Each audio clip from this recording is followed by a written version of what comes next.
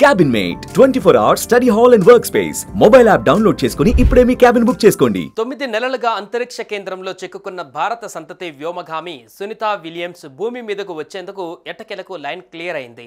NASA space ఎక్స్‌లో చేపట్టిన crew 10 మిషన్లో భాగంగా 4 వ్యోమగాములతో కూడిన ఫాల్కన్ 9 రాకెట్ నింగిలోకి దూసుకువెళ్ళింది. భారత కాలమానం ప్రకారం శనివారం తెల్లవారుజామున 4:33 అమెరికాలోని కెన్నడీ స్పేస్ సెంటర్ నుంచి నింగిలోకి వెళ్ళింది.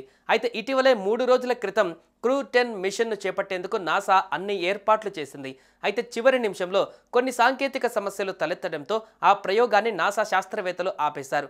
ఈ క్రమంలోనే తాజాగా మరో ప్రయోగాన్ని విజయవంతంగా చేపట్టారు. డ్రాగన్ క్యాప్సిల్స్లో ఇంటర్నేషనల్ స్పేస్ సెంటర్ ISSకు వెళ్లిన 4 వ్యోమగాములలో Anne McClain, Nicole Ayers, Takuya Onishi, Kirill పెస్కోవ్లు ఉన్నారు. So you can see Nicole Ayers is reaching up there to the displays above her, and once their seats rotate back... Dragon, step 1.7, ready for seat rotation.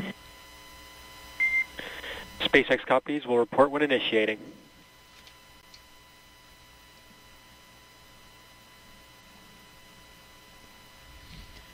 So once they rotate back, they'll have Anne and Nicole will have a direct view of those control panels that will be right in front of their faces. We can just kind of see the top of it there. That's where Nicole was reaching up.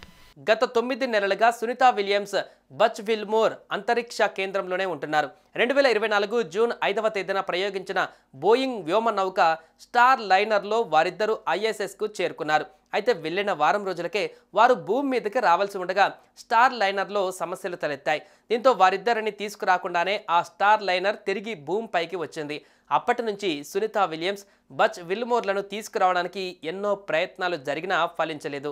ఇప్పుడు 9 నెలల తర్వాత 4 వ్యోమగాములను ISSకు పంపించడంతో వారు రావడానికి line clear అయింది.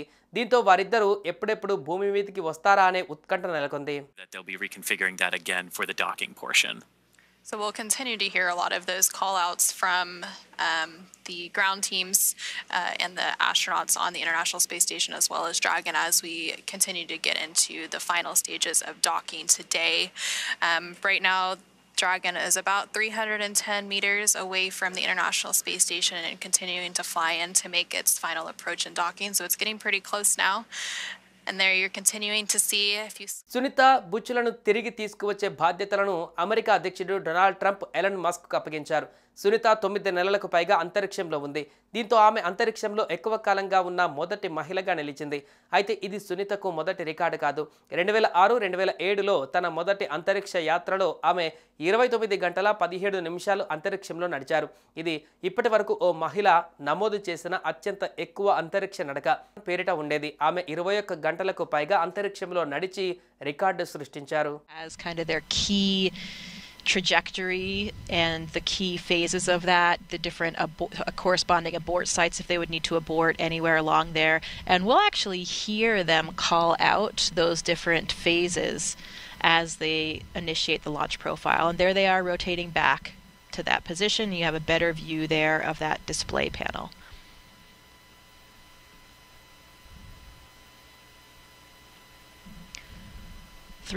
అయితే microgravity ఉండే పరిసరాలలో Sunitha Williams 9 నెలలుగా ఉండడంతో ఆమె ఆరోగ్యంపైన ఆందోళన వ్యక్తమవుతుంది. సునీతా విలియమ్స్ కు తీవ్రమైన ఎముక సాంద్రత తగ్గింది. అలాగే కంటి సమస్యలు, శరీరంలో బలహీనతతో ఆమె బాధపడుతున్నట్లు తెలిసింది. అంతరిక్షంలో ఉండే మైక్రోగ్రావిటీలో ఎక్కువ కాలం ఉండటం వల్ల శరీరంపై తీవ్రమైన దుష్ప్రభావాలు పడతాయి. తీవ్రమైన శారీరక, మానసిక సమస్యలు ఎదురయ్యే ముప్పు ఉంటుంది. మనిషి శరీరం చాలా కాలం పాటు మైక్రోగ్రావిటీకి గురైనప్పుడు కండరాలు బరువును భరించలేవు. దీంతో కండరాల బలహీనతకు ఇది దారితీస్తుంది.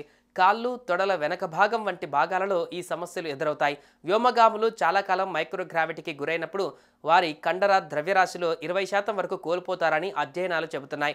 దీంతో సునీతా విలియమ్స్ ఇప్పుడు భూమి మీదకి వస్తే ఆమె పరిస్థితి ఎలా ఉంటుందా అన్నది ప్రశ్నగా మారింది. It's quite stark in this particular camera view. Black and white, just like a panda. There you go. Dragon SpaceX, seats are in the launch position. And the two mission specialists, they have a better view of their window. Looks like to me. Yeah, that's one of the big differences. So, as I mentioned, I flew on a Soyuz, and the Soyuz has a fairing covering it for liftoff. So the windows essentially are covered until you jettison that fairing. Dragon does not have that. So these astronauts will actually be able to see their ascent away from the launch pad. And I've heard that that is incredibly beautiful, a very cool thing to see as you're lifting off. Suman టీవీలో మీ personal and business promotions కోసం కింది నెంబర్కి contact చేయండి.